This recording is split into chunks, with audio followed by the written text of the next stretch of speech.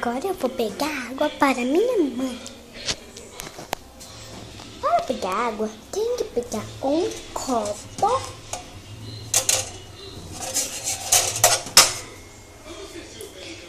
Botar ele com a cabeça para cima.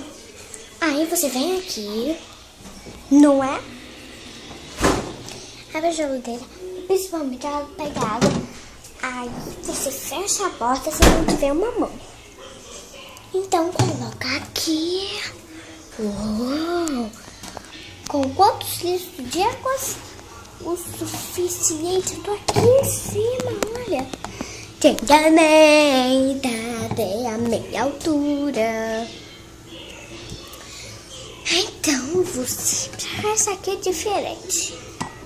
Você tem que prestar muita atenção no que faz. E pronto. Está um pouco vazio, não acham? Então vou ter que abrir isso aqui para encher. Tcharam! Agora eu vou colocar aqui e apertar este botão aqui.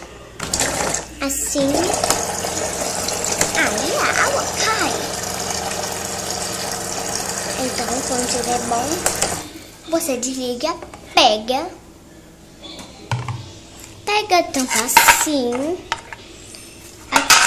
Essa tampa tem que ficar assim para sair água. Aí você coloca.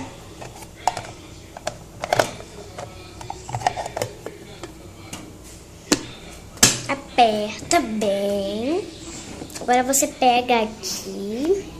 É um pouco difícil para abrir, mas você pode pegar de outro jeito. Assim. Tcharam! E é muito fácil fazer isso. Então, finalmente conseguimos. Então, agora nós vamos pegar a água, apagar a luz e vamos andando até achar a pessoa que quer a água. E finalmente achamos. Finalmente! Eu vou lhe mostrar que Nós achamos. Finalmente achamos. Oxi, vai-se embora para onde? A nova dona que queria água. Vai ser o dia de amanhã. Dona que queria água.